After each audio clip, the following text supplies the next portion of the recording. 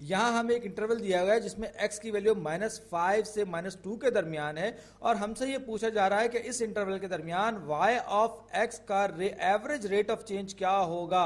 तो पहला पॉइंट जो है जिसपे x की वैल्यू -5 है, इस इंटरवल का पहला पॉइंट, और इस इंटरवल का आखिरी जो टर्मिनल पॉइंट है वो है -2।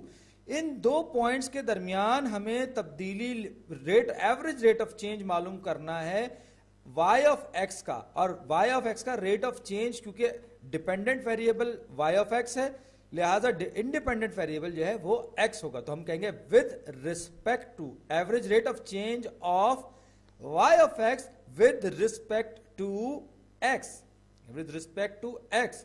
और ये क्या होगा, ये दरअसल वही जो हम स्ट्रेट लाइन में काम करते हैं, delta y over delta x के बराबर होगा। डेल्टा y, मैं चाहूं तो डेल्टा y ऑफ x लिख सकता हूं, लेकिन अपनी सहूलत के लिए मैं ये लिख रहा हूं delta y over delta x।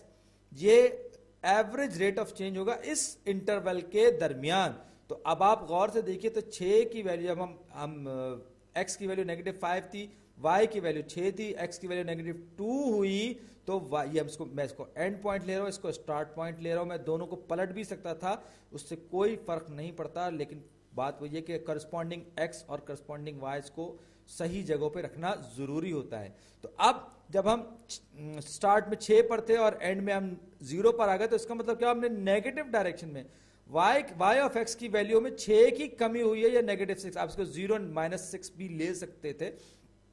x की वैल्यू -5 से -2 पर गई है, यानी कि इसमें +3 का इजाफा हुआ है। यानी कि ये अब क्या हो जाएगा, अब -6 को मैं जब 3 से तकसीम करूंगा तो ये बराबर किसके हो जाएगा, ये हो जाएगा -2 के बराबर हो गया। 2 3 दूनी 6 और ये नेगेटिव साइन आ गया। तो y ऑफ x में इस इंटरवल के दरमियान होने वाली जो तब्दीली है वो -2 के बराबर है। Rate of change, average rate of change -2 के बराबर है।